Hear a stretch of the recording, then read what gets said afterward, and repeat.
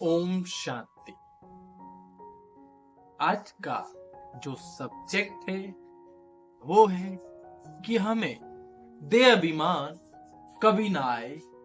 ऐसा हम क्या करें या ऐसा क्या विचार करें जो हमें इस देह का अभिमान कभी टच ना करे। यदि आप विचार करो तो इस पर बहुत सारी डिस्कस और रूरिहान हो सकती है, लेकिन हम सिंपल और सहज तरीके से देह अभिमान को तोड़ने का तरीका जानते हैं।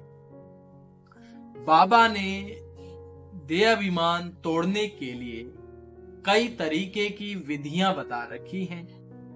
सबसे पहले इस देह का भान तोड़ने के लिए हमें अपने बाबा की याद में योग अच्छा रखना है। दूसरा, बाबा ने कहा देह अभिमान तोड़ने का दूसरा तरीका है स्वामान। जैसे लोहे को लोहा काटता है, ऐसे ही देह के भान को काटने के लिए आत्मिक भान चाहिए। अब आत्मिक भान को शुद्ध भाषा में स्वामान कहते हैं। स्वामान क्या होता है?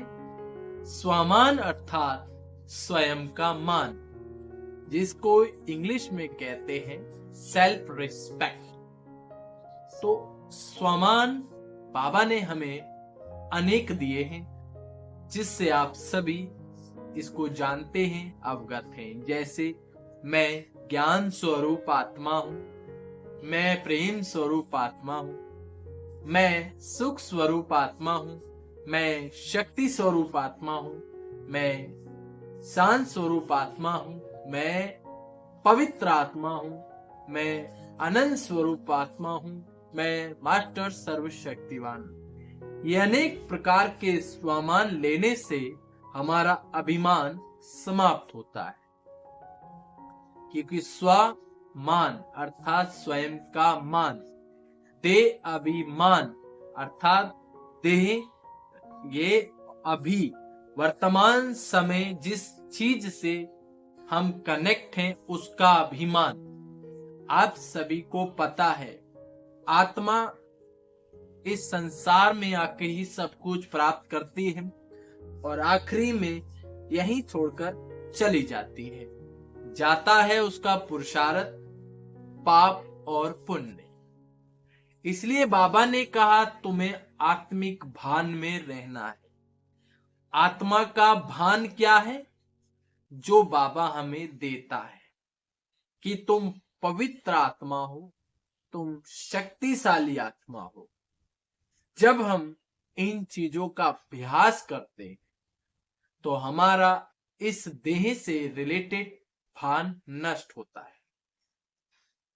इसलिए श्रीमद् भगवत गीता में कहा, हे अर्जुन, देह और देह के सर्व संबंध छोड़ एक मुझे याद करो, अर्थात मन मना भव। अब इसका सही मायने में क्या तात्पर्य है? देह और देह के संबंध, हमें बाबा ने कहा है इस देह से जो भी जुड़ा हुआ है उन्हें छोड़ना है। चाहे वो व्यवहार है, व्यक्तित्व है, संस्कार है, कुछ भी है, निमित्त मात्र तुम उस स्थान पर, उस जगह पर रखे गए हो, क्योंकि तुम ट्रस्टी हो। इसलिए बाबा कहता है जब तुम अपने आप को ट्रस्टी समझते हो, निमित्त समझते हो, तो निर्माण रहते हो, और जो निर्माण रहता है वो निर्मल होता है, और जो निर्मल होता है उसकी वाणी मधुर होती है।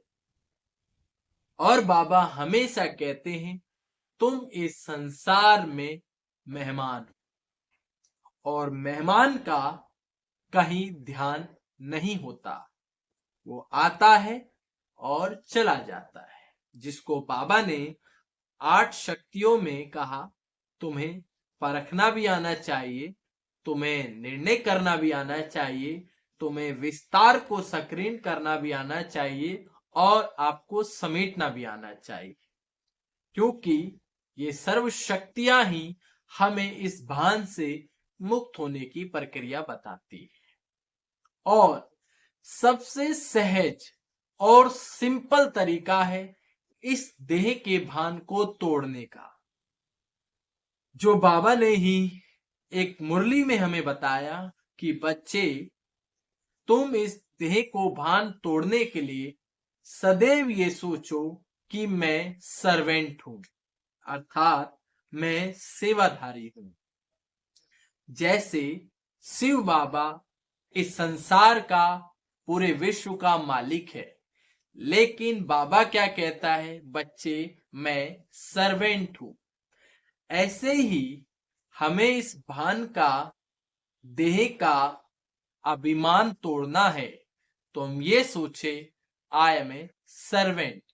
जैसे उदाहरण के रूप में एक बैंक कर्मचारी है, बैंक का कर्मचारी है, वो सारे दिन पैसे गिनता है और हर इनकम को देखता है, लेकिन जैसे ही शाम के 5 बजते हैं वो सारा बैंक बैलेंस बैंक अकाउंट में जमा करके वहां से न्यारा होकर चला जाता है, बिकॉज उसे पता है कि मैं यहाँ पर सेवाधार हूं, कर्मचारी हूं और ये दूसरों का है। ऐसे ही बाबा कहते हैं, जब तुम अपने आप को इस संसार में सर्वेंट समझते हो तो तुम्हारे अंदर निर्माण भाव जगता है कि मैं तो सबका सेवाधारी हूं, क्योंकि ये दुनिया भगवान की है, प्यारे बाबा की है, और ये संसार में जो भी आत्माएं हैं ये सब बाबा के बच्चे हैं, तो मुझे सबकी सेवा पर रहना है। और जब हम ये सोचते हैं तो हमारे अंदर सर्व के प्रति शुभ भावनाएं जगती हैं, क्योंकि जो शुभ भाव रखेगा उससे पहले वो आत्मिक भाव रखता है कि ये आत्मा भी मेरा भाई है, अर्थात आत्मा आत्मा भाई भाई। तो देह अभिमान को तोड़ने की विधियां बहुत सारी हैं, आपको शॉर्ट में बताया, बाकी आप चिंतन करें, मनन करें, फिर आपको किसी नेक्स्ट वीडियो में बहुत विस्तार से, गहराई से बताएंगे कि इस देह का अभिमान कैसे टूटे। क्योंकि देह अभिमान केवल इतना ही नहीं है कि आत्मा इस शरीर के भान में रहती है, देह अभिमान कई तरीके का होता है, कई तरीके से वो आता है, और कैसे हमें पता चले कि हम बॉडी कॉन्शियस हो चुके हैं। तो इसको और जानने के लिए हम आपके साथ नेक्स्ट वीडियो में फिर से मिलेंगे। बाकी आप अपने कमेंट के द्वारा बताएं। अधिक जानकारी के लिए आप इस चैनल को सब्सक्राइब करके रखें, क्योंकि बाबा से जुड़ी हुई बातें आप तक हम पहुंचाते रहेंगे। बाकी ओम शांति।